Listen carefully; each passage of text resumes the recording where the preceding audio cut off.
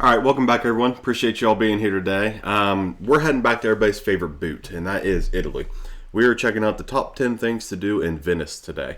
And I'm excited about this one because Venice has always piqued my curiosity for about the last 15 years. I played a video game that allowed you to explore like the 15th century Venice and run through it and play, and it always fascinated me that they built this beautiful city on like this water canals, and just it always fascinated me. So I'm excited for this video. I hope you guys are too. It's about a 10-minute video, so let's just hop into it. The top 10 things to do in Venice. Also, before we do get started, if you are from here and they miss anything in this video because it is a couple years old, let me know. Let me know what your favorite things to do here are, or if you've been here, what your favorite place to see and or things to do was. In this video, I will show you 10 best things to do in Venice. The suggestions are based on our exciting trip to this unique historic city. And don't forget to like this video, subscribe to our channel and enable notifications. And share your best thing to do in Venice or ask a question in the comments below. We also created a mobile-friendly... I know it's not the only city that's like got canals and stuff running through it, but it just... For me, this one is just special, and I could be wrong with that. You know, people could actually live there, might think I'm being crazy, but for me, that it's just special. It's just different. The PDF document with all the suggestions for a hassle-free experience on your trip to Venice, plus 10 additional suggestions for a symbolic price to help support this channel. Here are our top 10 picks. Number 10. Venetian Ghetto. Venetian Ghetto is a Jewish part of Venice dating back to the year 1516, which makes it the first Jewish ghetto in Europe. Okay. In fact, according to one theory, the word ghetto derives from the Venetian Ghetto. Visit the impressive square full of history, including Banco Rosso, believed to be the first pawn shop in the world, and where supposedly the term to be in red numbers derives from. You can also visit the Jewish Museum with guided synagogue tours. Number 9. Grand Canal. Grand Canal, or Canal Grande, is a 2.5-mile long water avenue, or in other words, the main water road in Venice, featuring numerous palaces, luxury... 2.5 miles long? Whoa. I guess I should have realized Venice is a big city, but that's a long... 3 hotels and 4 bridges, including the famous Rialto Bridge, which actually feels more like a street because of all the shops located on the bridge. Most of the beautiful palazzos on Canal Grande were built between the 13th and 18th century by the wealthy Venetian families to demonstrate their affluence. Palazzo Dario, Cadoro, and Barbaro are just some of such amazing buildings. Grand Canal is also home to museums, churches, a fish market, as well as the renowned Casino of Venice. Number 8. Awesome. St. Mark's Square. Piazza San Marco, or St. Mark's Square in English, is the main square and the actual center of Venice, built between the 9th and 12th century AD in front of the impressive Basilica di San Marco, nicknamed the Church of Gold, a status symbol of Venetian power and influence in the world. Fixed to a corner of the facade of Basilica di San Marco, you can find a famous sculpture called the Portrait of 4 Tetrarchs from around 300 AD, which was stolen by the Venetians from Constantinople in the 13th century. The square is also... What's with the holes in the hat, or I don't know if that's supposed to be just the head in general, but like the hat, what's up with the holes on that? I wonder. Home to the famous Campanile, a bell tower of Basilica di San Marco. The tower features the highest observation deck in Venice, where you can see the city from above, as Galileo Galilei did in 1609 when he used the Campanile as an observatory and demonstrated his telescope to the Doge of Venice. Just a few steps across the square, you will find the clock tower, of course featuring a big clock, as well as the Lion of St. Mark, a symbol of the Venetian Republic. St. Mark's Square is also one of the main locations of the famous Carnival of Venice. You can discover many other impressive and unique squares in Venice, such as Campo San Stin, Campo San Boldo, Campo San Trovaso, and others. So even if you get lost in Venice, you won't feel bad because there is an amazing street or square just around the corner. Number 7. Doge's Palace. Also located on Piazza San Marco stands another important Venice landmark, the center of centuries-long power and influence of Venice. the Doge's Palace. It was the residence of the Doge of Venice, the leader of the Venetian Republic. Doges ruled Venice between early 8th and late 18th century, and the construction of the Doge's Palace, as we know it today, began in the 14th century. The palace consists of Doge's apartment, institutional and judicial offices. You can visit the Doge's Palace, which is now a museum, and experience a rich history of this former superpower. Don't miss the Bridge of Sighs, connecting Doge's Palace interrogation. I know I keep stopping, I'm sorry, but I love it because that game I told you at the beginning of the video that I played, I literally walked through all these places. I mean, they recreated it so well.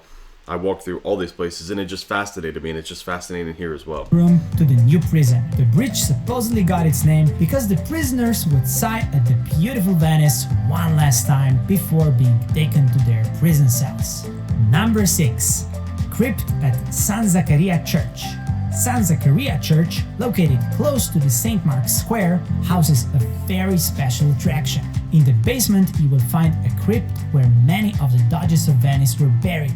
But because of the water from surrounding canals, the crypt floor is always flooded, which is a common phenomenon in the buildings of Venice. You can enter the crypt at certain times of day when the church is open, and the ticket will only cost you 1.5 euros. Of course, Venice is home to many other amazing churches, like the Basilica of Santa Maria della Salute with an amazing view of Venice, or San Francesco della Vigna with an adjacent monastery built on a former vineyard.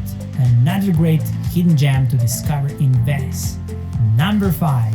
Venetian Arsenal. Venice was a naval superpower, and in order to build ships throughout history, Venice created what is believed to be one of the largest industrial enterprises in the world before the Industrial Revolution. The Arsenale di Venezia was a vast complex of shipyards, armories, and other buildings, many of which still exist today. The production of galleys in Arsenale was unlike any other production process of its time. While major part of the Venetian arsenal is closed for public, if you attend private events or the famous Biennale of Venice, you will be able to see most of Arsenale, since the Biennale also takes place in the abandoned Arsenale pavilions. You can still visit the impressive exterior wall and walk along the canal that connects Arsenale with the lagoon. Number 4. Museums and art galleries. Venice is home to some amazing museums and art galleries. Located next to Arsenale, you can find the Naval History Museum and Ships Pavilion and see some of the ships that were built here during the Venetian Golden Era. Don't miss Galleria dell'Accademia, Museo Civico Correr, Carezonico, Venice Glass Museum in Murano, etc. Famous galleries include Punta della Dogana, Peggy Guggenheim Collection, or Guideca 795 Art Gallery. Number 3. Wow. Bridges. Yes, the Did bridges. you know that Venice is situated on 118 small islands connected by over 400 That's fascinating. That's insane. 118 small little islands, and they built this massive, beautiful, amazing city that's lasted for however long it's been around, 1,000 years. That's bridges. insane. Bridges became an important part of the city's infrastructure, as well as amazing pieces of architecture. Apart from the Rialto Bridge and the Bridge of Sighs that we already mentioned, Venice is home to many exceptional bridges with amazing history, such as Ponte dei Pugni, or Bridge of Fists, celebrating centuries-old Venetian tradition of fist fights between Venetian clans. The losers would eventually fall into the canal below the bridge. That's the awesome. foot markings indicate where each part of the clan would have to stand during the fight. Ponte Chiodo, or Nail Bridge, an ancient bridge without So cool. rails, a much more modern Ponte dell'Accademia Bridge crossing the Grand Canal, Ponte del Paradiso, and many others. Number 2. Gondola and Vaporetto. Venice would not be Venice without gondolas, an iconic rowing boat constructed specifically for use in the Venetian lagoon. You can find gondolas in most parts of Venice, and to truly experience the ancient Venetian canals, a ride on a gondola is a one-of-a-kind romantic experience. However, gondola rides can be very expensive, from 80 to over 100 euros for 40 minutes. You can also take a guided motorboat tour. Check the description for links. However, a cheaper alternative is buying a ticket for Venice public water transportation. That's expensive, but I mean, when you're there, be there, experience it. You know what I mean? So I'd probably do it. Vaporetto. This way, you'll still be able to experience some of the main canals and attractions from water, which can also be an exciting experience. Check the description for links to current gondola prices and Vaporetto line maps and tickets.